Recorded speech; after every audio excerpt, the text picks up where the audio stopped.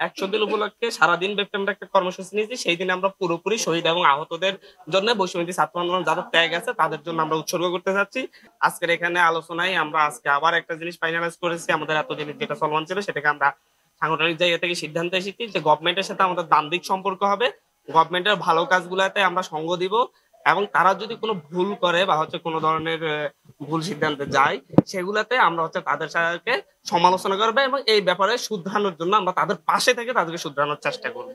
এটা হচ্ছে আমাদের আজকে গভর্নমেন্টের সাথে আমাদের যেই সম্পর্ক হবে সেটা নিয়ে সিদ্ধান্ত।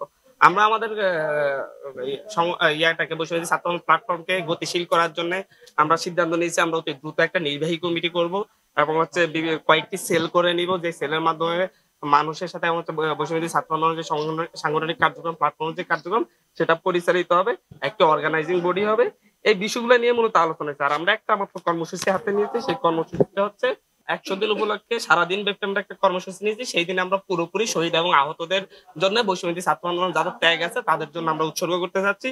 সেই দিনে আমরা প্রথমে সকালবেলায় আমরা আহতদের খোঁজ খবর নিব, আহতদের অভিযোগ গুলা শুনবো, যেহেতু বিভিন্ন কথা আছে সেই ব্যাপারটা নিয়ে আমরা স্বাস্থ্য মন্ত্রণালয়ের সাথে বসবো, বসে তাদের কাছে অভিযোগগুলোর ব্যাপারে আমরা জানতে চাইবো এবং পরবর্তীতে আমরা শহীদদের পরিবার কিছু শহীদ পরিবারের সাথে সাক্ষাৎ করব।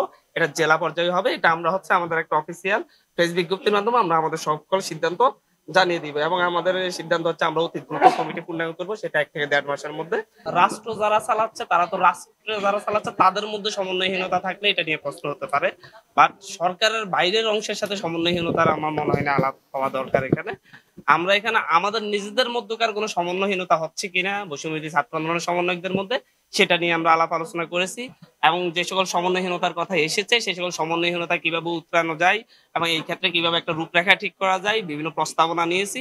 এই প্রস্তাবনা নিয়ে আমরা সামনের দিনে কাজ করব এবং এই প্রস্তাবনাটা আমরা ফাইনাল করবো। ফাইনাল করে আমরা ১০ দিনের মধ্যে একটা রূপরেখা আমরা তুলে ধরবো বলে আমরা আলোচনায় সিদ্ধান্ত নিই। বৈষম্যবিরোধী ছাত্র আন্দোলনের মধ্যে কোনো ধরনের ন্যূনতম বিভাজন নেই। আজকেই দেখেছেন সবাই এসেছে, সবাই কথা বলেছে এবং একটা হৃদ্যতাপূর্ণ আলোচনা হয়েছে, প্রায় ৪ ঘন্টা আলাপ হয়েছে।